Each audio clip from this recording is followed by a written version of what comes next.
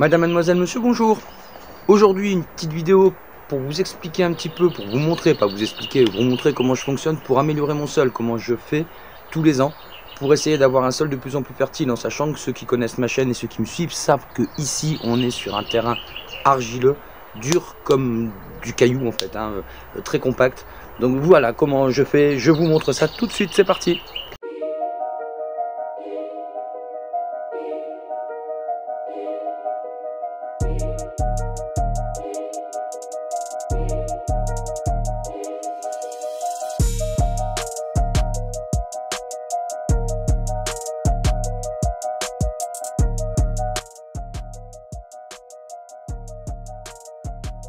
Alors ça je le fais ici dans une serre, mais je le fais aussi à grande échelle dans le potager. Donc ça c'est un petit rectangle que j'ai mis en place il y a 2 ou 3 ans. Si on va voir le sol, on voit que c'est pas mal. En 3 ans ça s'est bien amélioré. Donc là j'y ai semé au mois de février je crois, des radis et des épinards et de la mâche. Donc les radis on a récolté tout ce qu'on a eu besoin de récolter, j'ai semé de rue. Les épinards on ne les récolte pas. Et là ce que je vais faire maintenant, je vais coucher tout ça. Je ne vais pas déraciner comme ici. J'ai fait un petit truc pour vous montrer l'exemple. Je vais déjà récupérer tous les radis qui sont encore bons à consommer. Voilà. Et ensuite je vais coucher tout ça. Ça y est, mission presque accomplie. Donc pour faire ça, j'ai utilisé un petit ciseau. D'habitude pour les grandes surfaces, j'utilise une faux ou j'utilise un grand ciseau pour tailler les haies.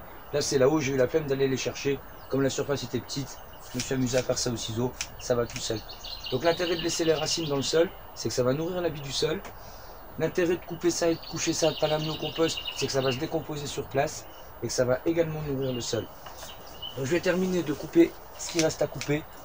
Après on peut aussi coucher tout simplement, on n'est pas obligé de couper.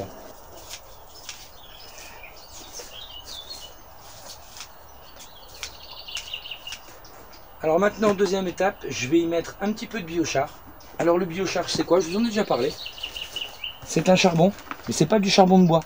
C'est un charbon qui a été, donc du bois, des feuilles mortes, tout ça, qui ont été chauffées par pyrolyse, donc sans oxygène à 600 degrés. Et ça permet d'aérer le sol.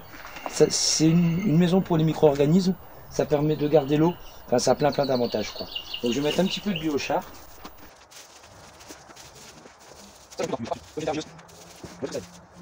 Et ensuite, je vais mettre ces fameux granulés de fumier de cheval bio. Donc, d'habitude, bon, on peut mettre du fumier, on peut mettre d'autres choses. Moi, d'habitude, je mets du fumier. Mais là, j'en ai plus du fumier, j'ai tout usé. Donc, du coup, le compost, pareil, j'en ai plus non plus. Il y a 5000 m² de potager, ceux qui me suivent le savent. Donc voilà, je vais mettre un petit peu de granulé. Ça c'est pareil, c'est quelque chose que j'utilise assez régulièrement. Mais quand je peux éviter, j'évite. Parce que ça coûte des sous, alors que fumier de cheval c'est gratuit. On a besoin de place pour stocker des pieds de tomates.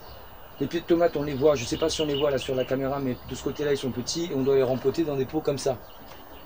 Donc pour les rempoter dans des pots comme ça, il nous faut de la place. Donc l'idée ensuite, c'est de... Je vous montre. Ensuite, ce qu'il faut faire, c'est arroser abondamment. Pourquoi arroser abondamment?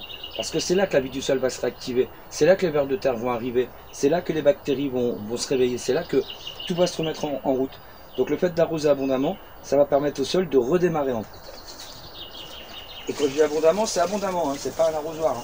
Là, je vais mettre au moins, je sais pas moi, peut-être 50 litres, 60 litres, 5-6 arrosoirs. Que ça pénètre bien, que ça descende bien en profondeur.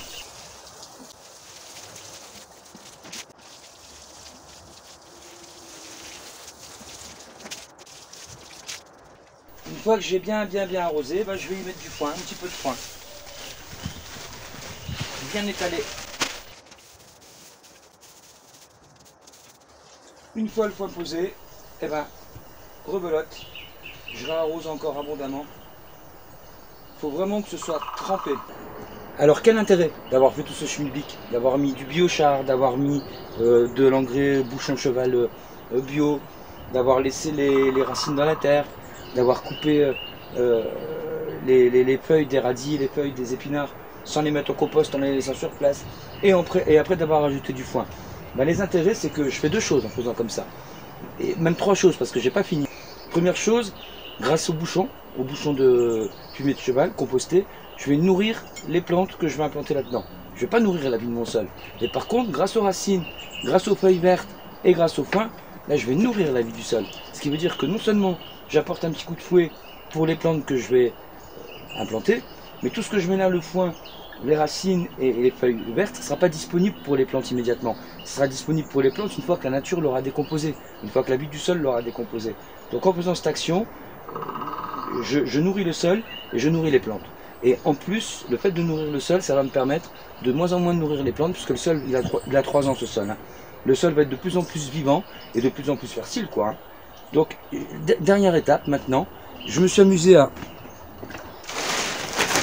découper des sacs de terreau. Alors l'avantage de ce plastique, c'est qu'il est gratuit, soit il part à la déchetterie, soit il est réutilisé. Donc j'ai 2 solutions, soit je mets le côté noir visible si je veux que mon sol chauffe, soit je mets le côté blanc visible si je veux pas que mon sol chauffe. Moi là en l'occurrence je veux que ça chauffe, je veux que ça vive.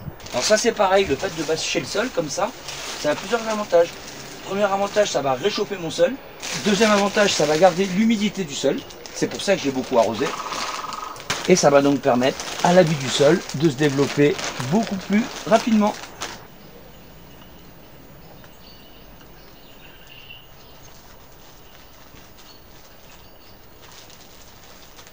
Maintenant, j'ai plus qu'à installer mes renforts pour tenir le pédicette qui va me permettre de protéger du gel. Donc je découpe mes tubes, bon c'est des tubes c'est un genre de PVC qu'utilisaient les électriciens pour faire passer des fils à l'intérieur, c'est des gaines. Hein. Donc pour couper ça j'utilise un cutter, ça va tout seul. C'est pas un cutter, c'est un sécateur.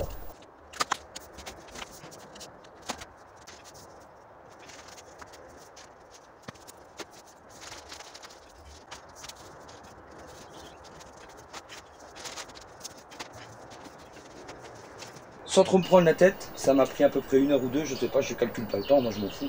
Je me suis fait un petit bac sympathique, avec la matière organique en dessous, la petite bâche qui va bien. Et l'avantage c'est que je vais pouvoir stocker mes plants.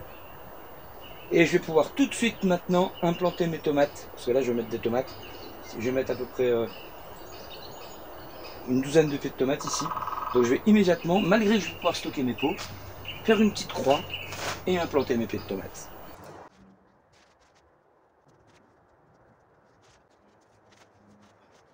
Et me voici donc avec une nouvelle couche où je vais pouvoir stocker des légumes, même s'ils gênent un peu, c'est pas un problème. Donc voilà, c'est très facile à retirer. Ici j'ai mis de la terre sur le côté pour dire de faire un peu de poids. Donc ça c'est le côté que je vais pas retirer, je vais l'ouvrir comme ça. Et de l'autre côté j'ai mis des tubes en fer hein, pour pouvoir maintenir la bâche. Donc c'est très facile à retirer.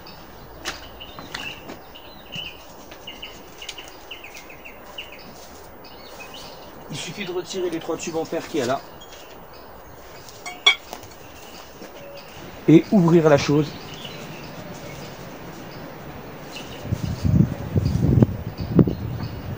Voilà. Quelques secondes. En quelques secondes, c'est ouvert. Et en quelques secondes, c'est refermé également. Je vous rappelle qu'en ce moment, on a plein de plants de légumes à vous proposer. Donc n'hésitez pas à me contacter par mail. Vous avez le mail sous la vidéo, en description, et je vous le mets là, paf, elle est devant vous, comme ça vous pourrez le noter. Si vous voulez avoir la liste des plants de légumes que je vous propose, variétés anciennes, pas d'hybride F1, que du reproductible, que des plants sélectionnés depuis 7 ans, donc j'utilise uniquement que mes propres semences. Vous allez avoir des tomates qui vont résister, je ne dis pas qu'il ne faut pas d'eau, mais elles vont résister plus que d'autres à la sécheresse, et surtout elles vont résister aux maladies, style mildiou. L'année dernière j'ai eu le mildiou, j'ai pas traité rien. Mes pieds de tomates s'en sont sortis, ont guéri, ont cicatrisé et ont reproduit des tomates ensuite.